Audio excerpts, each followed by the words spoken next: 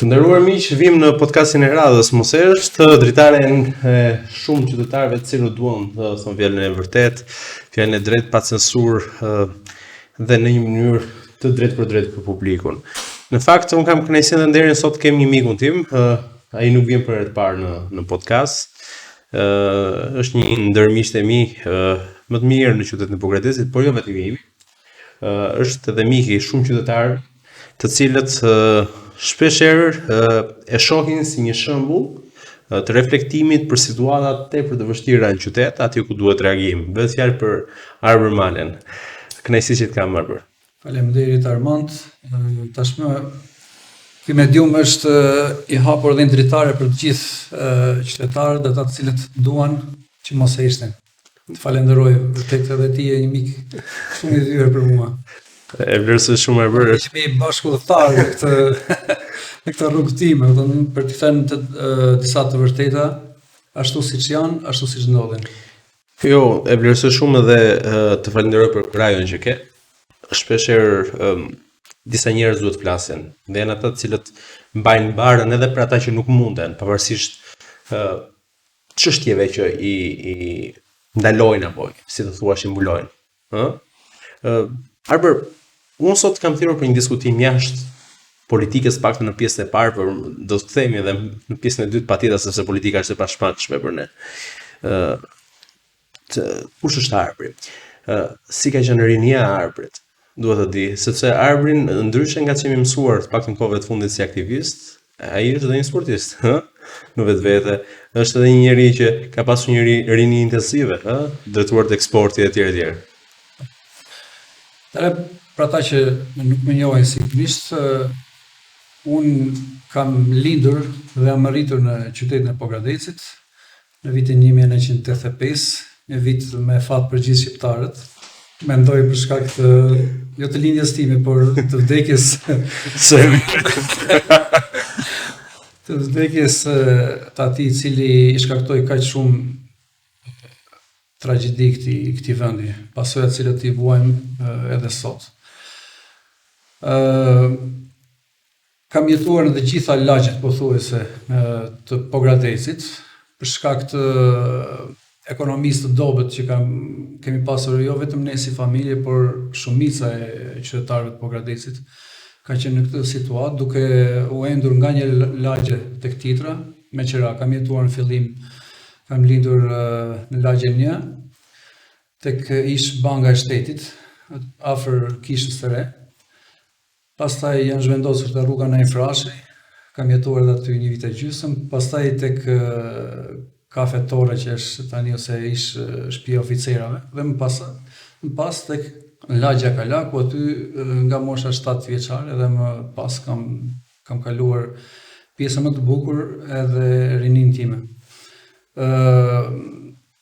Kam qenë sportist historikisht, kam marrë pjesë në shumë sporte. Kam filluar me sportin e karates, pastaj me ekipet e boksit dhe në fund me ekipet zinxhir të Pogradecit deri tek të rinj, tek U18-tat. Do ta bëj pyetjen më vonë, po ka një kontekst. Një sportist që përfundon në pjesën e jetës aktive të politikës, nëse ne kemi dhe shtangista. Besoj se nuk kanë lidhje, Patjetër kanë lidhje.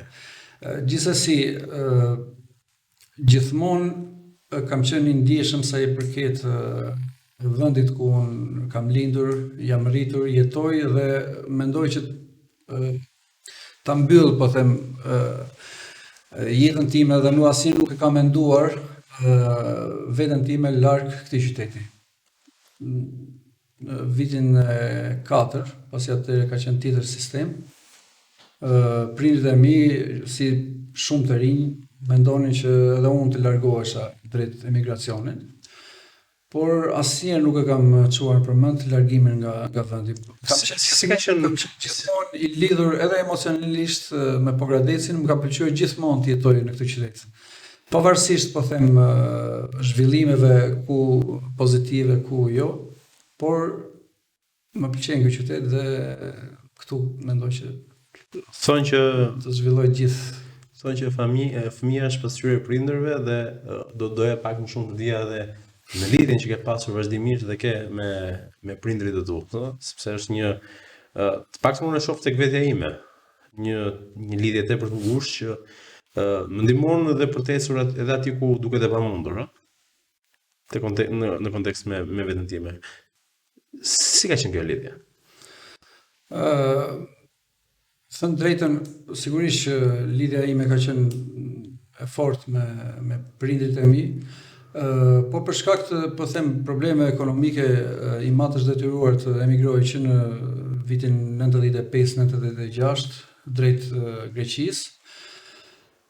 Dhe sigurisht ka qenë një ndihmë shumë e madhe familjen tonë nga ana ekonomike, sepse të zhvillohesh, të studiosh në këtë vend pa mbështetje financiare është tepër e vështirë, aq më tepër në ato vite ku të gjithë familjet shqiptare kanë dalë një varfëri ekstreme, mendoj.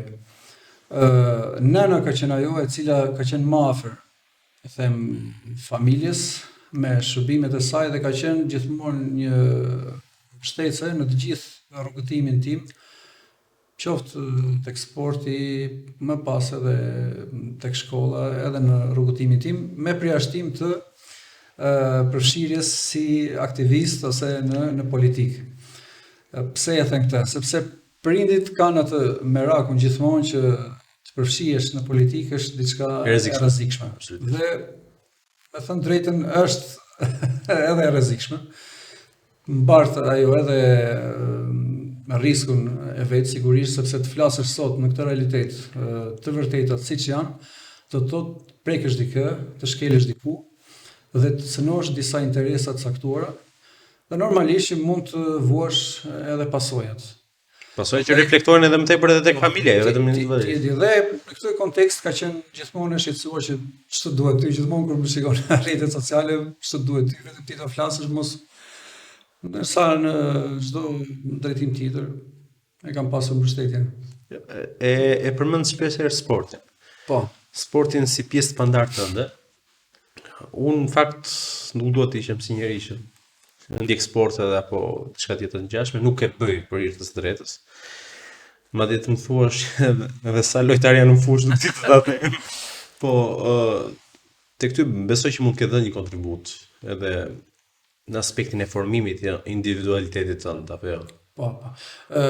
Sporti, madje edhe i bëj thirrje të gjithëve që ti fusin fëmijët e tyre, ti integrojnë me ekipe sportive, nuk ka rëndësi se çfarë sporti është, futboll, volejboll, basketboll, me të gjitha disiplinat, për shkak se e zhvillon fëmijën qoftë nga ana e karakterit, fizikisht, por edhe shpirtërisht. Për shembull, futbolli është një sport e cila përveç, po them, këtyre benefiteve që përfiton, po them, nga ana fizike, forcë fizike dhe mentale, të mëson se si të bashkëveprosh, disiplinon, mos jesh vetjak. Pra, atëherë nëse do të marrësh rezultatet më të mira, është atëherë kur ti punon dhe bashkëvepron me shokët e tu. Nëse do të jesh individualist, ka pasoja për veten tënde, ka pasoja edhe për grupin. Prandaj kjo është një mesazh fatikisht nga sporti, është shumë domethënës, që të gjithë ne duhet të jemi jo individualist, por të japim dorë njëri tjetrit, të shërbejmë njëri tjetrit dhe të marrim rezultatet më të mira, jo vetëm nga sporti, por nga të gjitha këto lloj sipërmarrjes që kemi në qytet. Sporti pak a shumë të ka futur në të rjetëzimin që kemi pas shoqërinë, në influencimin, ja? Ke shoqëri të gjërë arbër, sepse të them drejtën, Pogradeci është një qytet shumë i vogël. Që siç edhe ti e the, në disa raste kur duhet flasësh, duhet të shkelësh edhe ca interese. Pavarësisht që këto interesa mund të jenë edhe të miqve të tu apo të njerëzve që ti ke të afërt për zemër etj. Më ndodh edhe mua. Pavarësisht sa xhan mund t'i kesh në thojza, apo sa mund t'i duash dikë, kur vjen puna për të mirën e vetë komunitetit, duhet të shkelësh sa gjëra. Sa i madh është ky rrjet? sepse të kesh një rrjet shoqëror të zgjeruar, do të thotë jo vetëm që të komunikosh me ta, jo vetëm që të flasësh, por ke përgjegjësinë, detyrimet morale që edhe të japësh atyre dhe të marrësh nga ato. Qeni sinqert, kam njohje të shumta, jo vetëm në Pogradec, por të gjithë njësitë administrative, por jo vetëm në rrethin tonë, por edhe më gjerë, edhe në qytetin e Korçës, në fshatet e Korçës, në Elbasan për shkak të punës që kam bërë aty për 2 vite, në Tiranë për arsye të studimeve që kam kryer, kam një shoqëri të gjerë. Dhe kjo më kushton shumë kohë fatikisht. Është gjithsesi është një kënaqësi e imja, aq më tepër në qytetin e Pogradecit, dhe më tepër ka erdhur duke u shtuar njohja me njerëzit për shkak edhe të angazhimit tim, edhe të përfshirjes në jetën publike. Dhe jam përpikur që mos sa na shkaloj askënd. Pra çdo kujt i përgjigjem, t'i jap një xhevap, t'i jap një sjarim, t'i jap një orientim, ta ndihmoj me të gjitha mënyrat dhe format që unë mundem. Dhe sigurisht që përfshirja time në zgjedhjet e Këshillit Bashkiak, zgjedhja aty, sigurisht që ka rritur njohjen time në të gjithë rrethet e Pogradecit. Pra kam një njohje të gjerë tashmë. E kuptoj, po këtë jep shumë përgjegjësi. Absolutisht po.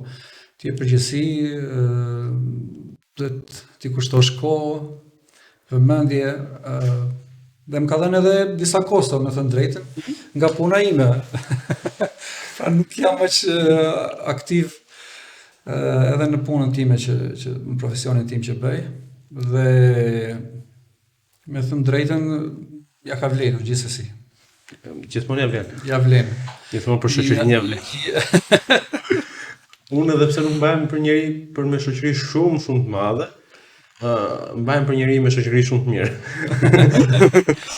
Kështu që e di që përfshirja në gjithsesi në jetën publike mendoj që nuk mund t'i zgjedhësh të gjithë ata të cilët do të trajtosh, po them, si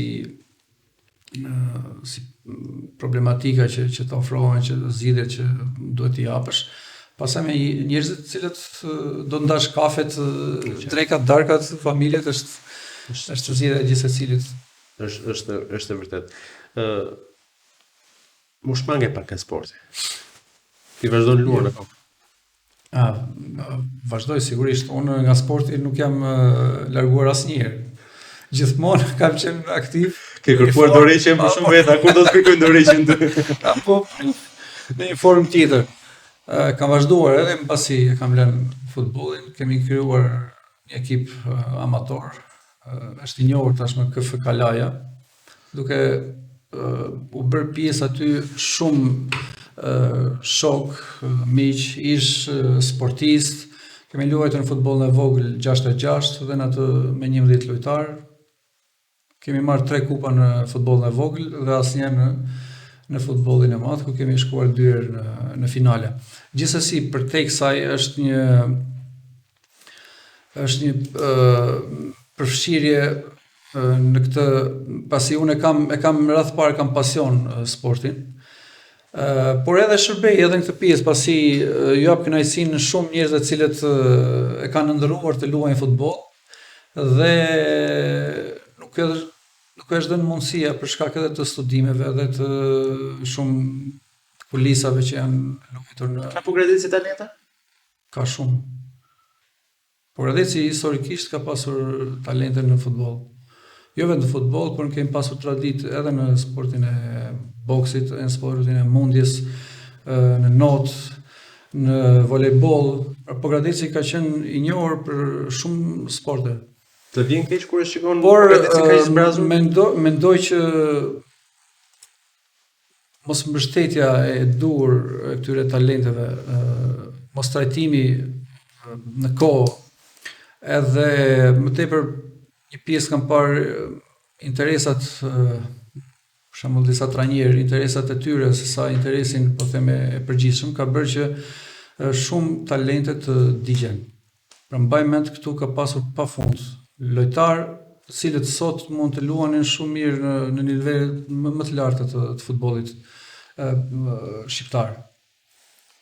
Sepse është një moshë, për shembull, diku tek mosha 17-18 vjeçare, ku një sportist ka nevojë shumë për kujdes.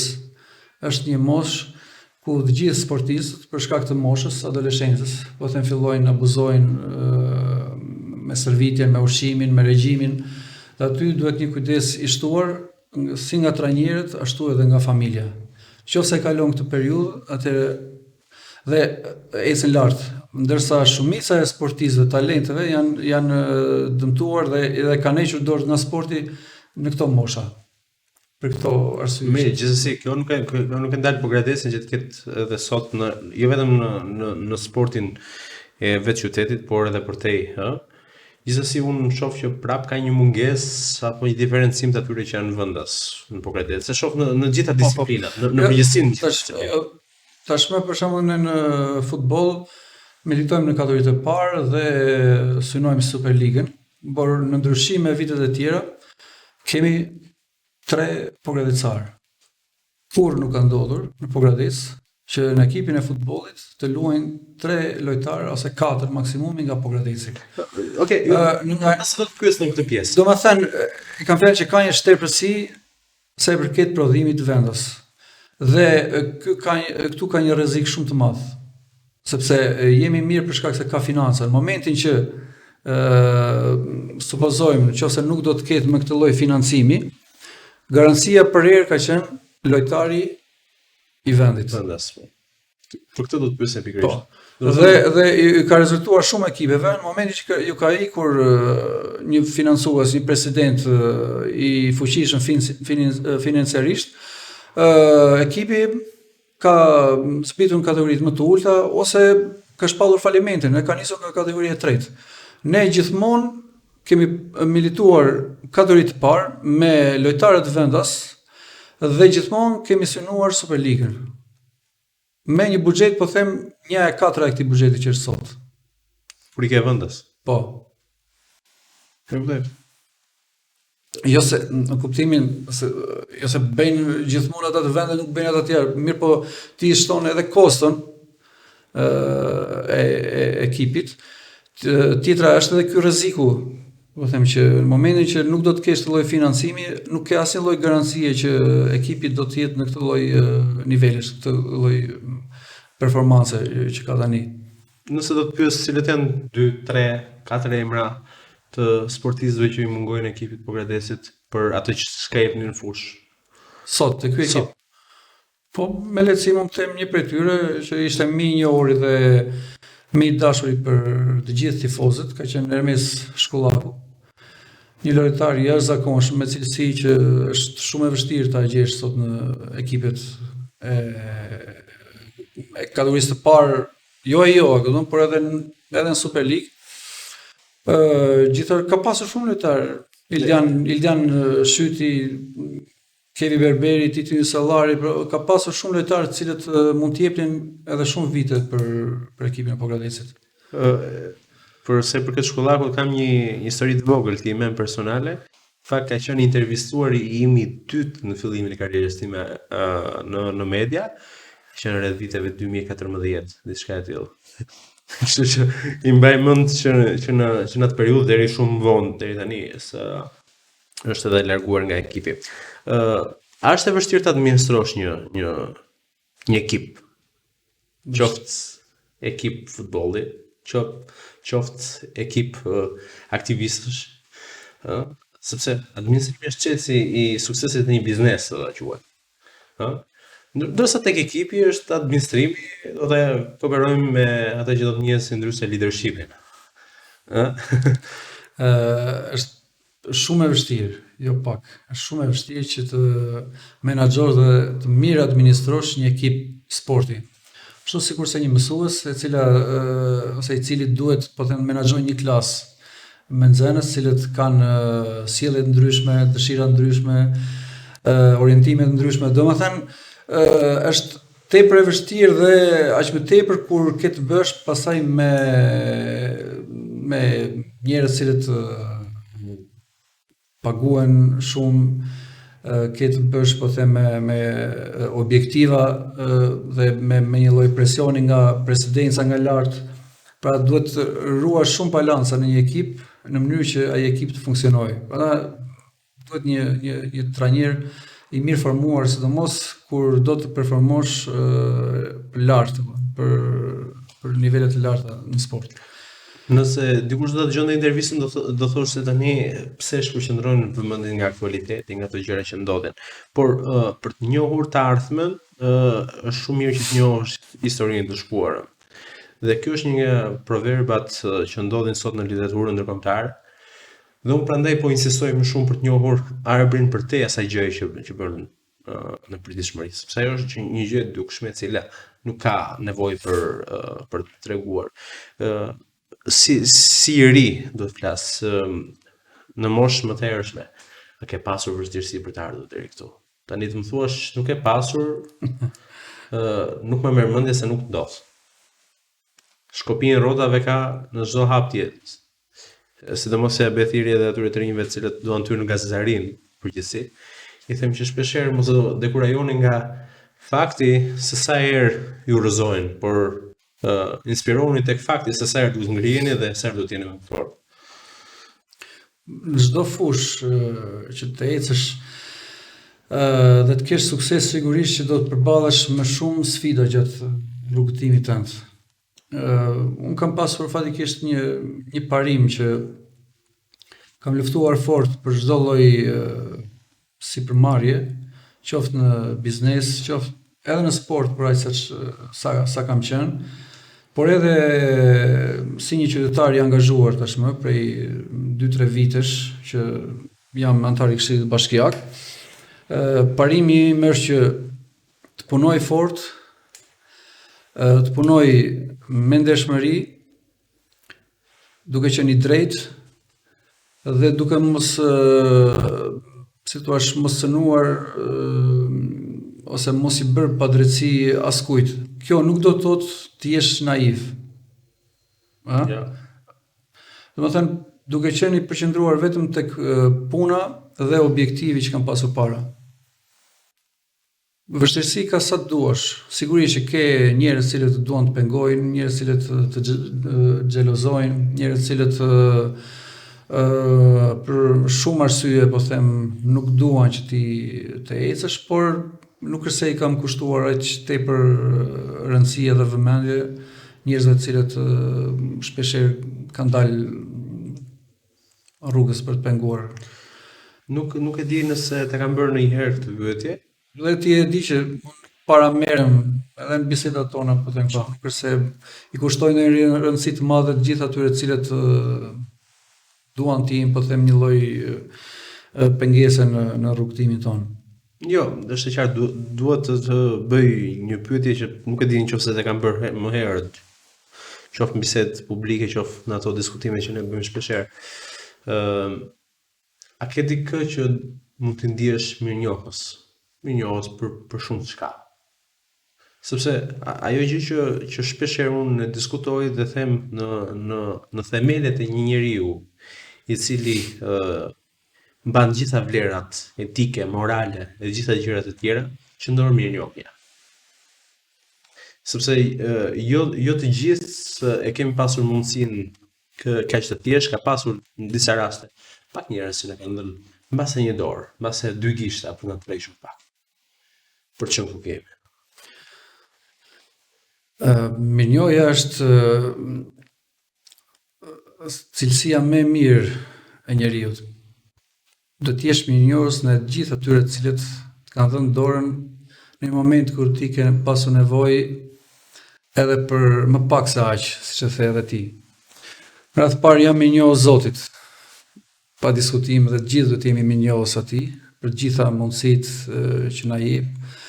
Mirënjohës jam familjes time për mbështetjen, kurajon, mbështetjen në të gjitha format e mundshme, pasi familja sigurisht që është e gatshme të sakrifikojë gjithmonë për fëmijët e vet, që të shkojë sa më mirë, të ecën sa më lart. Jam mirënjohës sigurisht shumë njerëzve të cilët gjatë rrugëtimit tim më kanë ndihmuar jo pak, Këtu do të përmend, mbaj mend mbas mbarimit të shkollës, ku unë kisha shumë nevojë për një punë. Edhe në Elbasan kam shkuar, kam kërkuar punë dhe kam gjetur një derë të hapur, edhe pse unë nuk isha i gatshëm që të punoja në atë lloj profesioni, pasi ata donin një profesionist, njëri i cili do të ishte i gatshëm që të kontribonte po them në atë punë, dhe jo dikë i cili ta mësonin, dhe të futej po them në produkt, po. Dhe ata më kanë ndihmuar pa kushte. Ati vërtet e kam ndjerë veten si në familje. Kanë ndihmuar pa kusht, nuk kam bërë asnjë lloj bisede, qoftë për pagën, qoftë për kushtet e punës. Domethënë nëse do të gjej dikë si shembull, do të gjehet familje. Pra është doktor Bert Mitarja bashkë me fëmijët e vet, një familje elbasanase me shumë kulturë, me shumë traditë, që vërtet unë asnjë nuk heq dot nga mendja për mënyrën si më kanë ndihmuar dhe sa më kanë ndihmuar. Pa diskutim me kontaktet edhe sot. Absolutisht. Ne do të kemi kontakte të vazhdueshme, vizita të ndërsjellta. Dhe sigurisht që nuk mund të mos jesh minjos. Ka shumë njerëz gjatë jetës, po këto pak a shumë në rapsin e përgjithshëm, sepse do duhej më shumë se një libër për të ndërmarrë gjithë ata që nuk ka sjellje më të keqe sa mos më njohja. Mos më njohja. Është vesi më i keq. Sepse rëndom që shumë njerëz cilët ngrihen dhe arrin nivele të larta, qoftë në politikë, në ekonomi, në të gjitha sferat e jetës, dhe nuk shikojnë se nga kanë erdhur, çfarë rrugtimi kanë bërë, cilët ishin ata njerëz cilët i suportuan për të shkuar deri atje. Në qartë, ka shumë njerëz, janë shumë njerëz të cilët meritojnë atë që sot ne jemi, pavarësisht duke kthyer mirënjohje mbrapsht. Ta pyet këtë gjë sepse më ndodh shpeshherë që të di me kë kam të bëj edhe kush më ndihmon realisht. Janë të pak njerëz, siç edhe ti e përmende. Unë do të kthehem pak në një moment shumë të rëndësishëm. Përpos pjesës, ju sot jeni në një punë të konsoliduar, në një biznes të konsoliduar i cili është ngritur hapasapi, nuk e pasuruar brenda ditës, nuk e marrë në një tender brenda ditës. Dhe nuk kam ndërmend të marrë. Po s'para e tenderit filloi, kështu që fill pasi kam kaluar 2 vite, po them, thash të shkëlqyer në qytetin e Elbasanit, bashkë me doktor Landin, doktori i njohur tashmë në qytetin e Pogradecit. Kemi hapur një klinik dhe laborator dhe ofrojmë shërbime dentare në qytetin e Pogradecit prej gati 20 vitesh tashmë. Dhe ky rrugtim nuk ka qenë as pak i lehtë, pasi është një treg ku ka shumë konkurrencë, dhe tashmë sigurisht që mbas kaq vitesh kemi një biznes të konsoliduar ku e kemi nisur me 2, vetë unë edhe doktor Landi edhe Shkëlqim Rollari. Të tre dhe tashmë kemi një staf prej gati 15 veta që punojmë bashkarisht. Kemi ecur në mënyrë të shkëlqyer, me një mirëkuptim, po them secili di detyrat edhe në shumicën ju jeni edhe të afër mes njëri tjetrit, po jo të gjithë, nuk keni gjithë gjak. Sa vështirë është të punosh me njerëz të cilët nuk keni një gjakun në njëherë, po merrni vesh më mirë se të ishit. Ja, vërtet, kemi një eksperiencë të shkëlqyer sa i përket mirëkuptimit në punë. Gjithsecili ka, po them, drejtimin e tij, di detyrat e veta, dhe normalisht duhet të kesh edhe pikurinë e dur, dhe ndonjëherë shiko, ka shumë njerëz, shumë biznese të cilët prishen për hiç mosje. Kur njeriu do të, po them, të jetë, po them, shumë i babzitur, do të marrë gjithçka për gjithmonë të jetë ajo nga ana e vet, nuk toleron asgjë, nuk duhet të jesh edhe pak i hapur, do të mirë kuptues, të jesh edhe tolerant her pas here në mënyrë që gjërat të rridhen natyrshëm edhe të ketë një lloj, po them, suksesi në gjitha këto sipërmarrje. Po në politikë, po ti je tolerant? Po në politikë do të jesh tolerant, aq sa po them nuk dëmtojnë interesat e komunitetit edhe të njerëzve. Sigurisht edhe në politikë ka marrëveshje, ka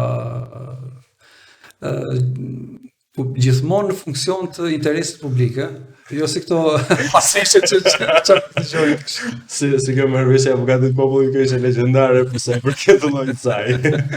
Jo si marrëveshje e avokatit popullit. Kjo nuk që tolerancë, jo. Po, toleranca do njerë të kthehet pasaj në bumerang, ku edhe njerëz të shtëpisë të qëllojnë me gur. Jo, është vërtet në atë rast, po. Në atë rast. More një vendim që besoj nuk erdhi kaq beftas, kaq shkëndijë e përnjershme për të hyrë aktivisht në politikë. Unë nuk e di, përpara se të ishe antar e Këshillit Bashkiake, qenë një aktivizuar ndonjëherë politikisht, apo ti ke mbajtur kauza aktivizmi publik, të pa gjyrta, do të them. Nuk kam marrë pjesë ndonjëherë në një parti politike, as tani nuk jam antar i asnjë partie, me thënë drejtën. Nuk kam qenë aktiv në partitë politike, mirë po kam qenë një lloj aktivisti edhe para se të zgjedhesh antar i Këshillit Bashkiak. Gjithmonë më kanë shqetësuar problematikat, ato çfarë shkonin, çfarë nuk shkonin në qytetin. Çfarë nuk shkonin në qytetin? Në Pogradecë shkonin shumë gjëra, me thënë drejtën, ose funksionimi në radh parë i institucionit të bashkisë, ku ka shumë sektorë të cilët janë, po them, të paralizuar. Ka shumë sektorë të cilët janë apatik, shumë drejtori të cilat duhen. Kjo është një çështje që e shohim sot apo është një çështje e mbartur në të gjitha të vjen që quhet pushteti vendor? Se unë nuk mendoj që ka problematika të cilat krijohen, patjetër që krijohen. Njerëz të cilët vijnë me interesa për të përfituar nga funksioni i tyre janë të shumtë. Dhe ky është një produkt që më së shumti po shohim në Shqipëri sot. Një produkt i hapur. Por ama duhet pranojmë edhe një fakt tjetër, që ka edhe shumë problematika të mbartura. Të mbartura të cilat trasin më shumë, sepse si puna saj një të çare të vogël tek tubacioni që nëse nuk e riparon ajo do fillojë të zgjerohet, apo tek dhëmbi, në që i fushës. Kurse marrin borxhi me interes. Nëse ti, po them, nuk punon për atë, e do të vi interesi duke u shtuar dhe do të bëhet ndoshta ndonjëherë edhe me vlerë më madhe sa vetë borxhi që ke marrë. Ka shumë problematika që janë të mbartur, sigurisht. Tham. Mirë po, ka shumë probleme të cilat janë krijuar vitet e fundit, për të qenë të drejtë. Gjithmonë ka pasur probleme dhe do të ketë në një qytet, sepse nuk mund të pretendojmë që do të funksionojë çdo gjë në mënyrë, po them, perfekte. Mirë po, për shembull,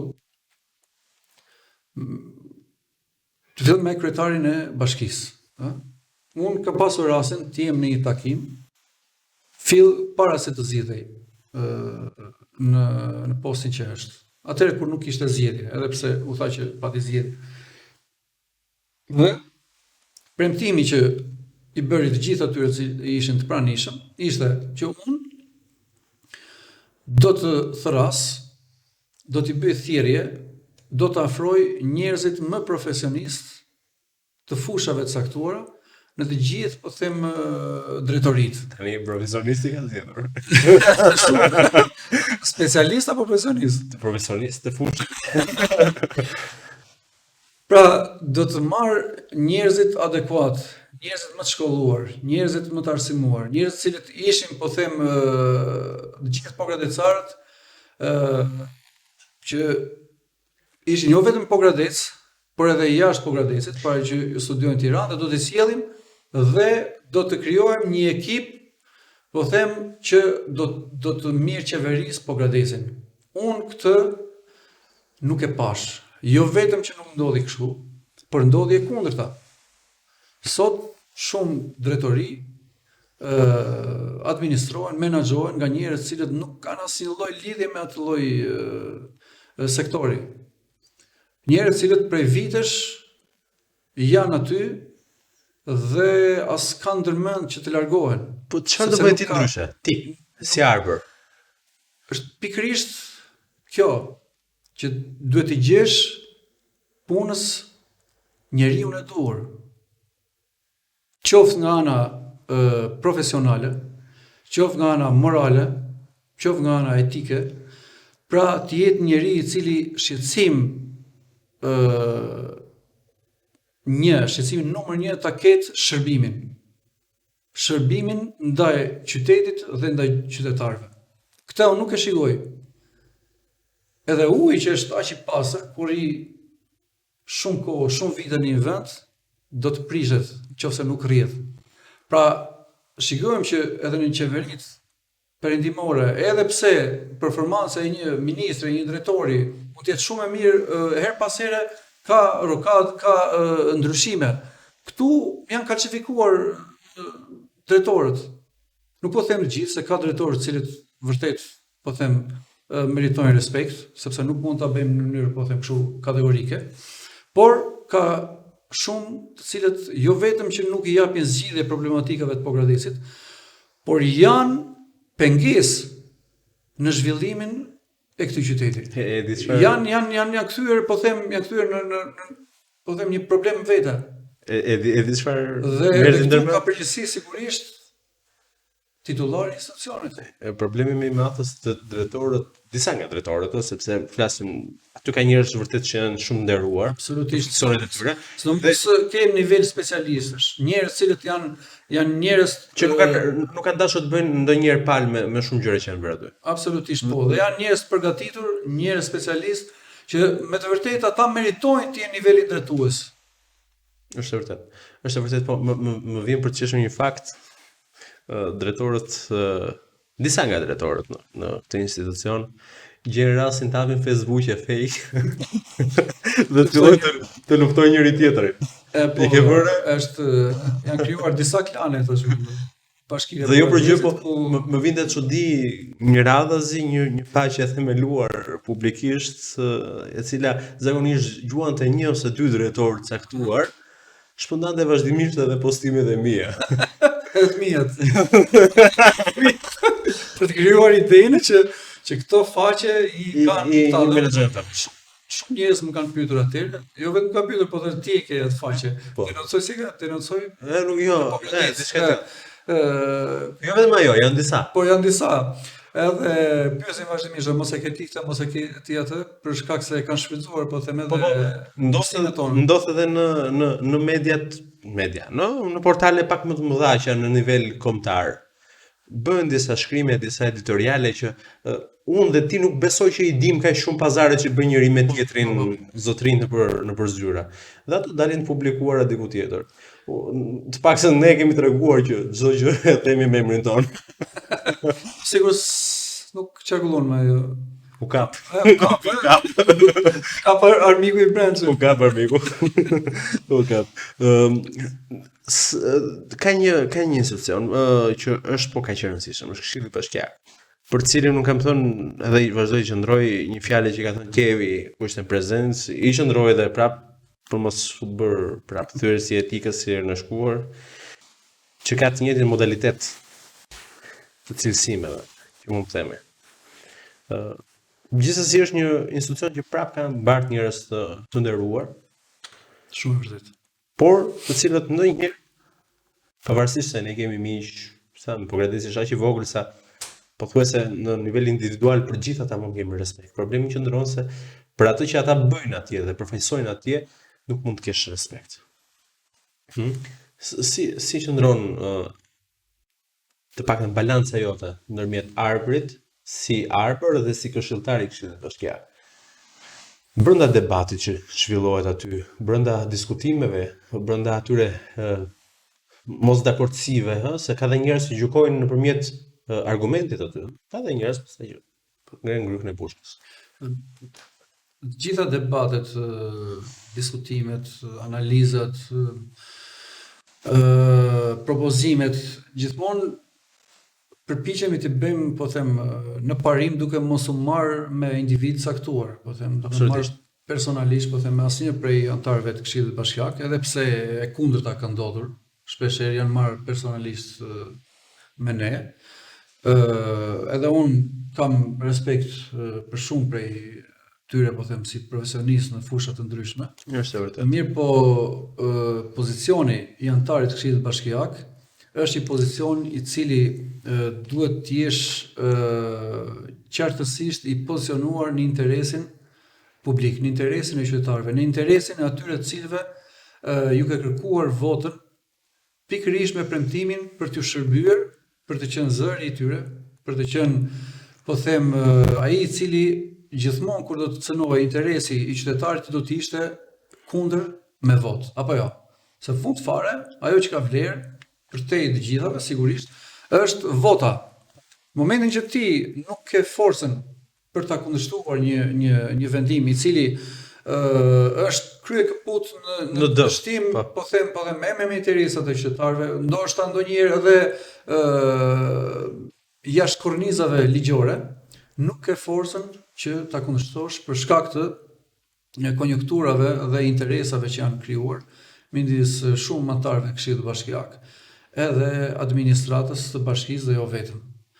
Dhe mua më vjen keq, me thënë drejtën, që shikoj njerëz cilët detyrohen në një formë apo në një formë tjetër për të votuar kundër vullnetit të qytetarëve, por ndonjëherë edhe kundër vullnetit të vetvetes tyre. Të tyre, po. Dhe e faktoi pikërisht vendimi i fundit për tokat e Çarrafës, ku votat që ishin kundër asaj dhënies të atyre kullotave u kthyen në vota pro. Dhe kjo për shkak të presionit që ushtroi administrata për të çfarë kanë vënë. Por tashmë është e njohur që Këshillat Bashkiake janë kthyer zgjatimet të bashkive të administratës. Kanë vënë ka linja ndarëse dhe sigurisht që pse është krijuar Këshilli Bashkiak, është një institucion i ndar, po them, nga bashkia, ku ti në momentin që shikon shkelje të ndryshme, ti je një lloj rregullatori dhe një garanti për qytetarët kundrejt bashkisë dhe kryetarit bashkisë. E qartë për ata që nuk e kuptojnë rolin e Këshillit Bashkiak, se ai është parlament. Dhe në rend hierarkik, parlamenti qëndron më lart se kryebashkiaku në rastin konkret. Edhe Këshilli Bashkiak, pra, Këshilli Bashkiak dizajnon rrugën ku do të kalojë më pas ekzekutive, pra kryebashkisë. Prandaj unë gjerasin t'i bëj edhe një lloj apeli, një lloj thirrje të gjithë qytetarëve, që kur vinë puna për zgjedhjet për antar të Këshillit Bashkiak, për Këshillat Bashkiak, duhet të jenë shumë të kujdesshëm se kujt t'i japin votën. Nuk po them që t'i japin me do e mos arbrit, X-it, Y-it, por t'ja japin për atë që gjykojnë që vërtet i mbron interesat e tyre. Unë dëgjoj për shembull, do të jap filani se i ka dhënë fjalën. Do të jap filani se e kam timin. Do të jap filani se e kam po le ta kesh çfarë duash. Nëse ke shkoj jepi një drek, jepi një kafe, për votën mos ja jep. Mos ja jep sepse merr me qafë gjithë qytetarët e tjerë. Rritet uji, rriten taksat, rriten tarifat, sigurisht nuk ka kush i ndalon. Pse? Sepse ti ke dhënë në pjat 19 mandate. Po ai me 16 kalon çdo lloj vendimarrje, çdo lloj propozimi që vjen nga kryetari i bashkisë. Po imagjinoni tash një moment sikur ti ishte i ndar këshilli, po them 11, 12 i kishte Partia Socialiste dhe të gjitha këto tjerat ishin të domethënë diverse, po. Çfarë të ndodh aty? Domethënë këto vota nuk është se duan për të prishur punë bashkisë, për të prishur punë qytetit, zhvillimit, jo. Këto janë disa barriera, disa mekanizma që ti thuash stop ndonjëherë kur ka vendimarrje abuzive dhe në dëm të interesit publik. Kur është bërë rritja e parë e çmimit të ujit në Pogradec, ka qenë në mos gaboj 2 legislatura përpara, dhe Fati ishte që ishte gjithë këshilli një ngjyrësh. Ishte në disa parti të vogla përgatitur që se kishin një efekt. Dhe kur unë pyesën në diskutim të lirë dhe ata më thoshin, po tim ne jo, ne nuk votuam për rritjen e çmimit, ne votuam një skemë të re të ndarjes të ardhurat brenda çmimeve të ujit të përgjithshme. Shumica do e dilja në këtë element, pra shumica e atyre që votojnë nuk dinë çfarë votojnë. Dhe për më tepër nuk dinë impaktin që ajo gjë ka. Për shembull, nuk do të flas me emra të përvetshëm, po më lejoj, janë një dy partizan me yll në ballë, partizane, më saktë. Që jo për gjë po s'len edhe moment pa bërtitur edhe pa thirrur në njëherë kur janë interesat e partisë përpara Shqipërisë. I shoh jo që janë përfitues të mirave publike, pra të ardhurave, tenderave, gjëra të tjera, janë edhe biznesmen, po çuditërisht mbajnë edhe atë pozicion lere, së bën dot lere. Jo, po të kesh një vend ulse në Këshillin Bashkiak, gjithmonë është parë si një vend ku ti mund të influencosh nga një pozicion për të kapur disa të mira materiale. Shpesh herë është kthyer, ti e di shumë mirë tashmë, është përkthyer në një vend pune, dy vende pune, ose për të influencuar tek administrata për të kapur për diçka. Prandaj dhe nuk mund të hiqet dora aq kollaj, aq lehtë, si thua ti. Unë fola për këshillin një ngjyrësh atëherë, po sot ka ngjyra ky këshilli apo dhe ky një ngjyrësh është? Se mua më duket si e përzier. Është përzier pak.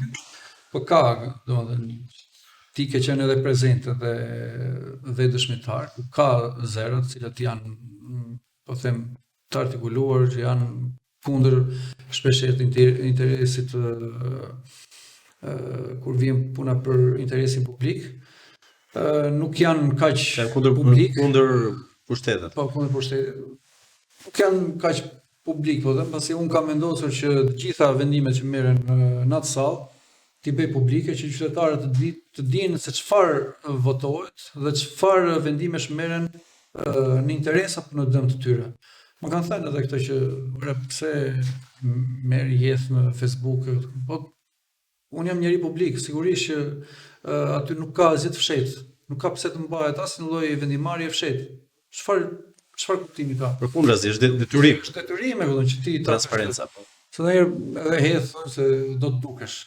Çfarë lidhje ka me dukjen? Po unë bëj atë në radhë të parë që ju kam premtuar njerëzve. Dhe gjë e parë që u premtova ishte kjo. Do të jem zëri i tyre, veshja e tyre në Këshillin Bashkiak dhe do të bëj publike të gjitha vendimet që merren për qytetin dhe qytetarët. Shiko, jo. Një rol mandati jot po mbaron në bashkëvarsh, ka dhe një vit e gjysmë.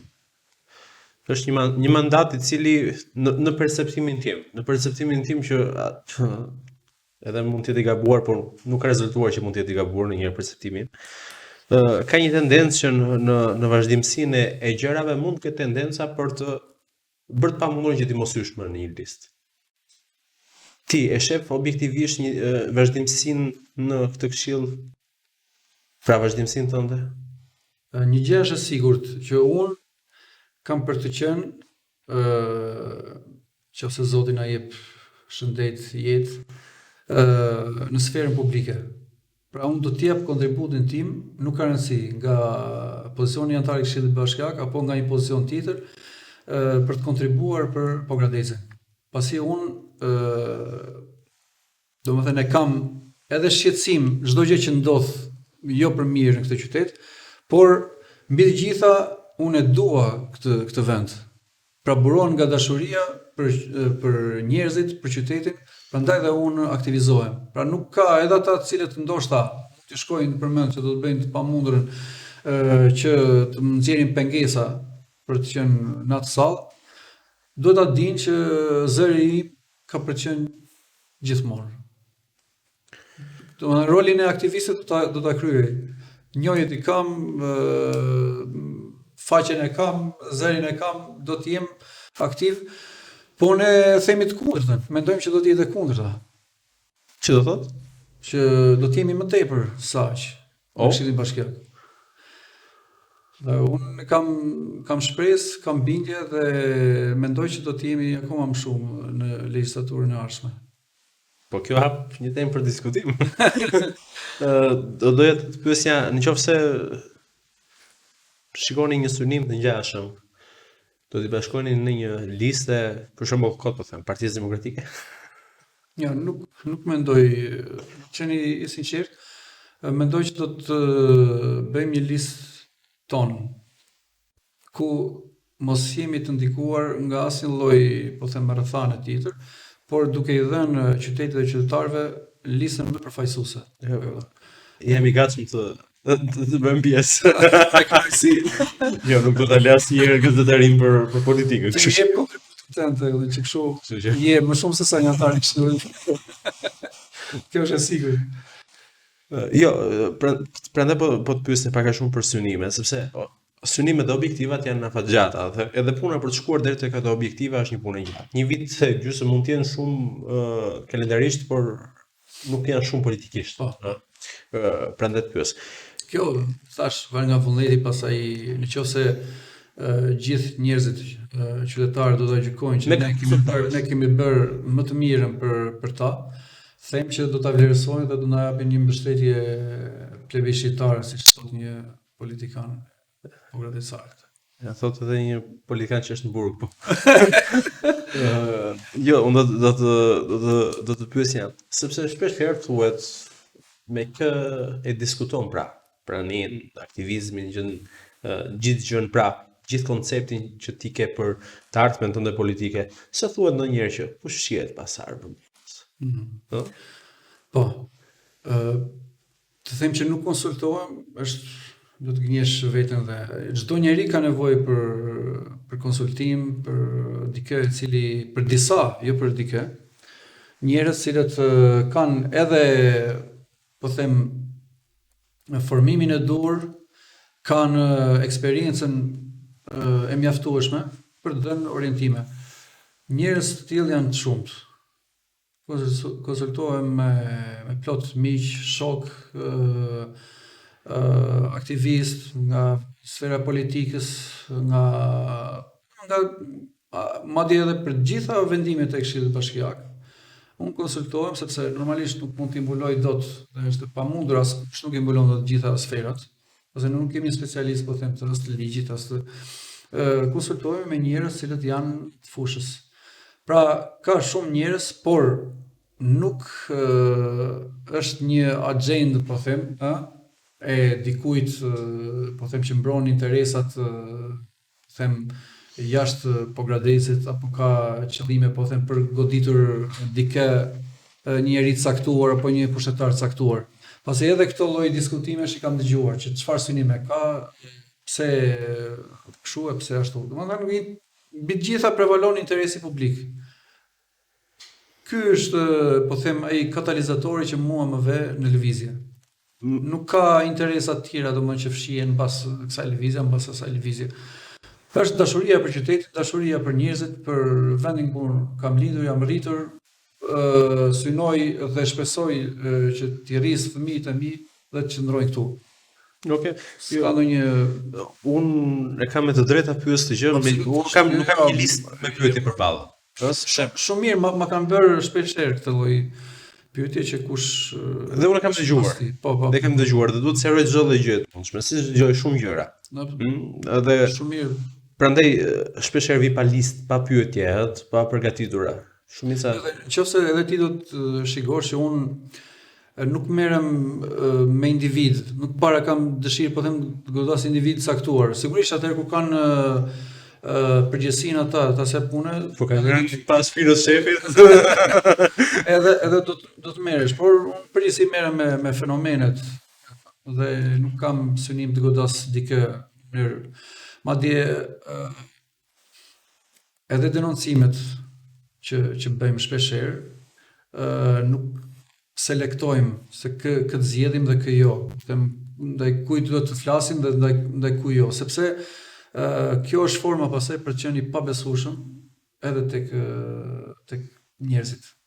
Nëse do që të fitosh edhe respektin, edhe të bësh punën siç duhet që të bësh një opozit pa qenë selektiv.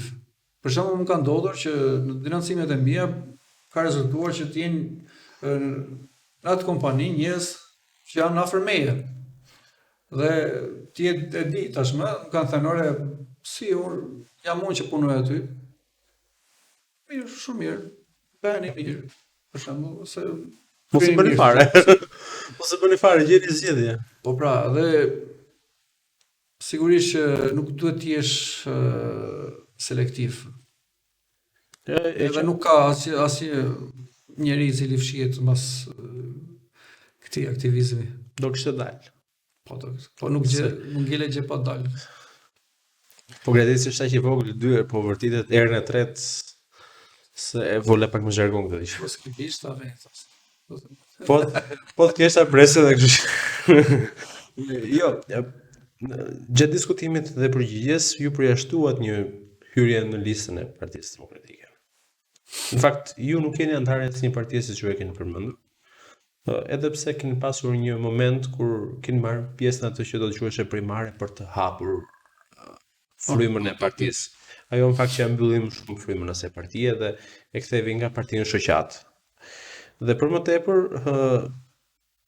në dijenin time edhe në diskutimet që ne kemi bërë me njëri tjetrin edhe në tryeza ku nuk ka pasur të tjerë.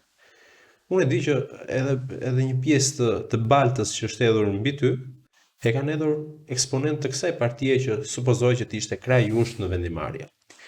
Janë po të njëjtët persona të cilët nuk kanë bashkuar asnjë kauze publike në qytet. Janë të njëjtët persona të cilët sot po janë të punësuar vetë në institucionet e bashkisë, o kanë nga 2 ose 3 për familje.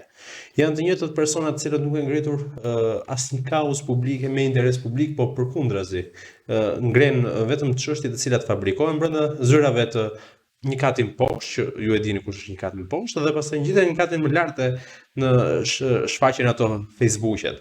Janë të njëjtët klane të cilët po ashtu bëjnë politikën ndërkombëtare dhe flasin për gjininë e ëngjëve. Janë të njëjtët individ të cilët e kanë marrë peng këtë parti në pretendimet që kanë kontribuar gjërësisht dhe sot nuk japin asgjë këtij institucioni, nuk japin as figura të reja, nuk japin as frymë për të ardhmen, aq shumë sa e kanë katandisur në një institucion që më mirë më mirë të bëhen zyra për pensionistët sesa të vazhdoj të jetë më zyrë për këtë subjekt politik.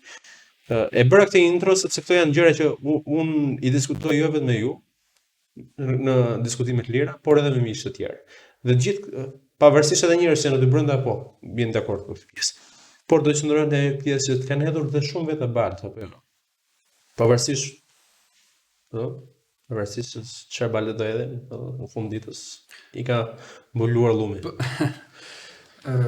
Si e the ti, unë mora pjesë në një proces siç ishte procesi primareve, i ftuar nga shokë dhe miq që aderonin në parti.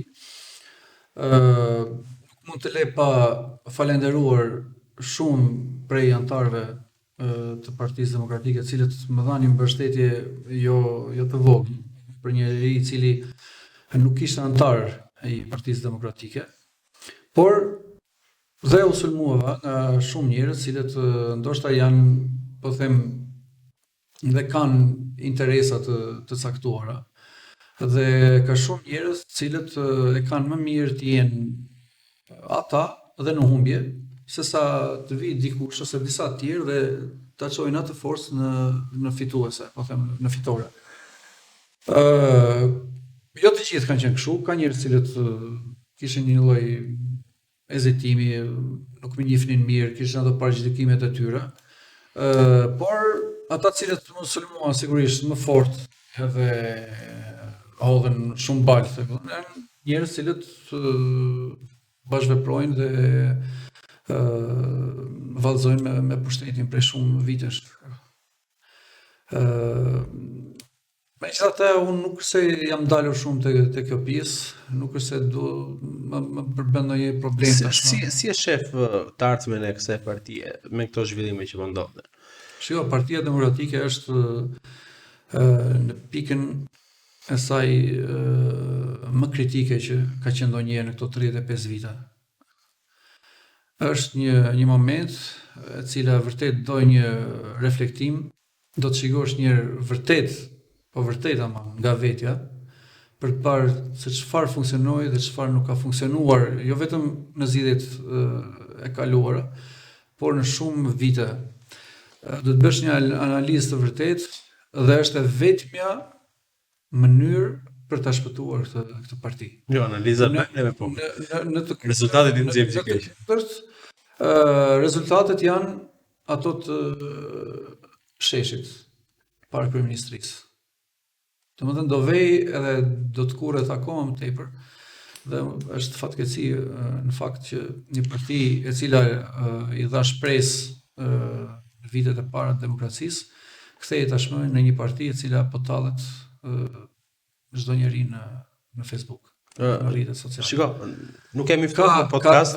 Po, amën e di pse më vjen edhe keq sepse aty ka njerëz plot të cilët janë njerëz, ka njerëz me integritet, njerëz të cilët kanë kontribuar, njerëz të cilët kanë dhënë shumë, por edhe atëherë kur kanë qenë në pushtet, por kanë dhënë shumë edhe për atë parti, të cilët nuk e meritojnë këtë lloj trajtimi, që është bërë prej shumë vitesh në Partinë Demokratike. Në vend që atyre t'u jepej zë, t'u jepej opozicione, t'u jepej, domethënë të ishin ata të cilët do të ishin katalizator dhe lokomotiva, po them, e lëvizjes të shumë strukturave.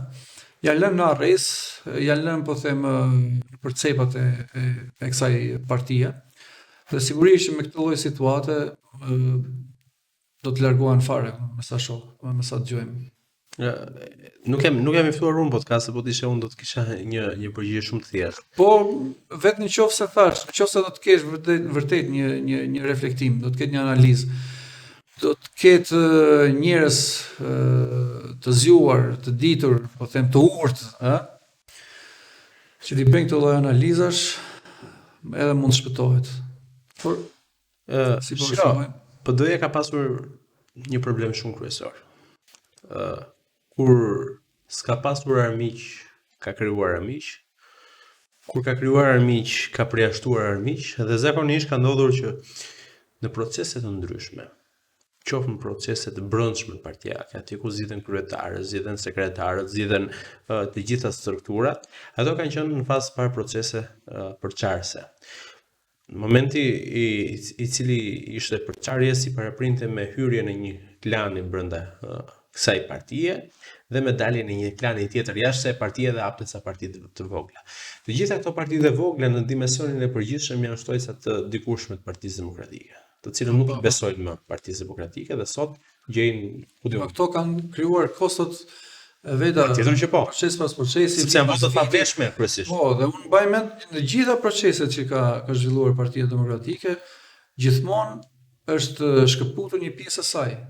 Ka pasur njerëz cilët janë larguar, njerëz cilët janë përzenur, njerëz jo të gjithë janë larguar me dëshirën e tyre. Po mbaj mend për shembull një proces dikur për zgjedhjen e kryetarit të partisë. Atëherë ka pasur një luftë, e kam në memorie shumë të ashpër, ku në fund të procesit nuk mjaftoheshin duke i dhënë dorë njëri tjetrit, por bënin gjëti shtrigash, si ta largojmë këtë nga puna, si ta futim ti, si ta t'i bëjmë ndonjë. Domethënë edhe pse ishin parti qeverisë, ishte Partia Demokratike ka qenë në pushtet. Pra ka filluar ky proces që kur Partia Demokratike ka qenë në pushtet. Dhe nuk është një proces i cili ndodhi brenda një viti. Dhe kemi këto lloj pasojash. Sigurisht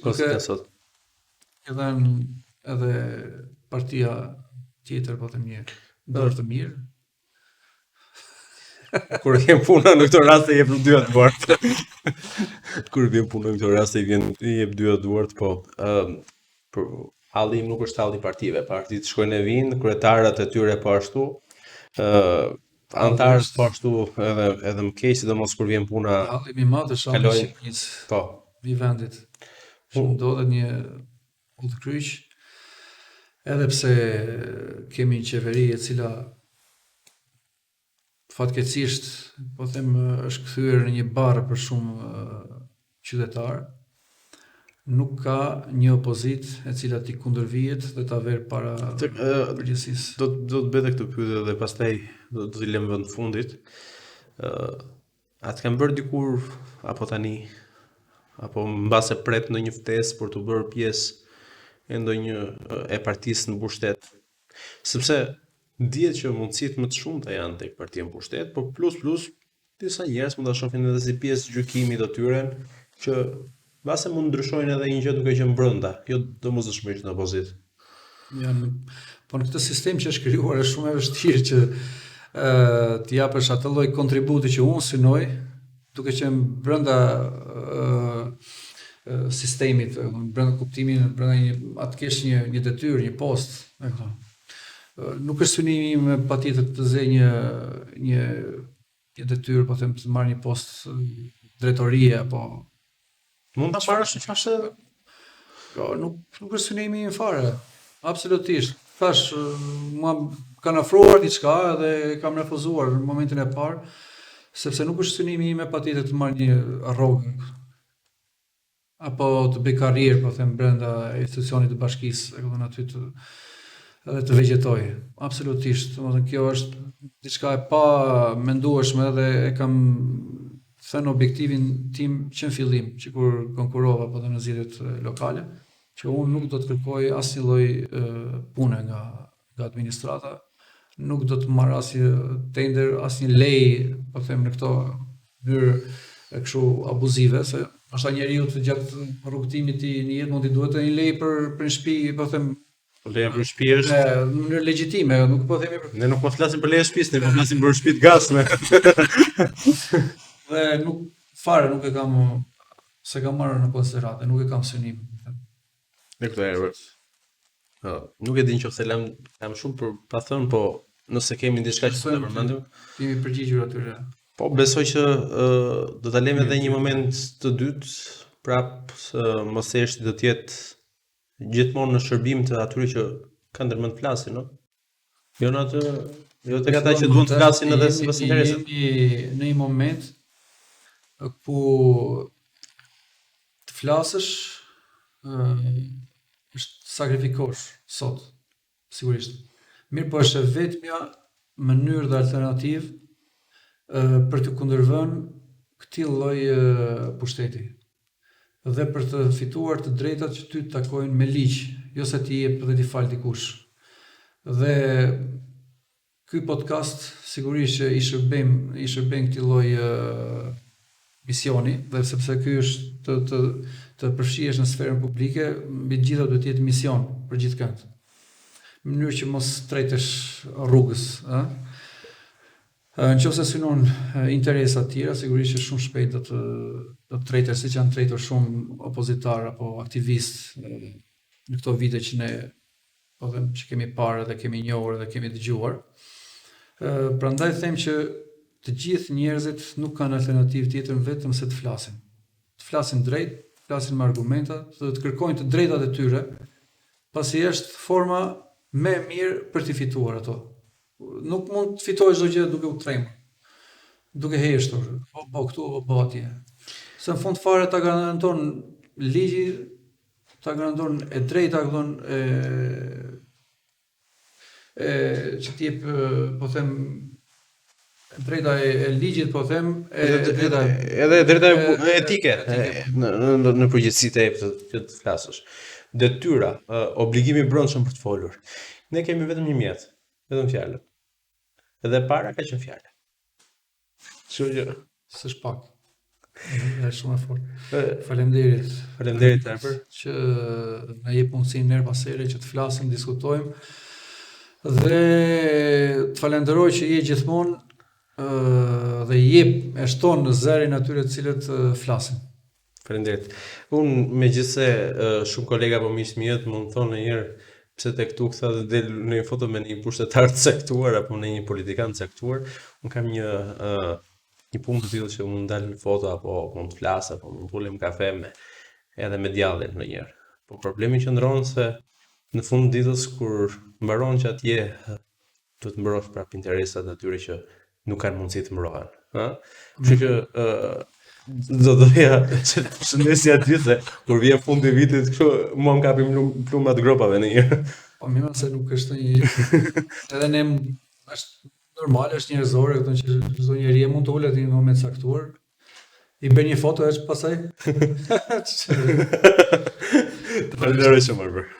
Të nderuar miq, ishim në podcastin Mosesh këtë herë me aktivistin antar në Këshillit Bashkiak, por edhe një mik shumë të mirë i timi, Arber Malen, i cili foli për Arbrin, foli për perceptimin e tij për politikën, foli për disa plane afatgjata të tjera, por foli edhe për ato që na shqetësojnë më së tepërtin në Pogradec, problematikat që duhet marrin më shumë zë.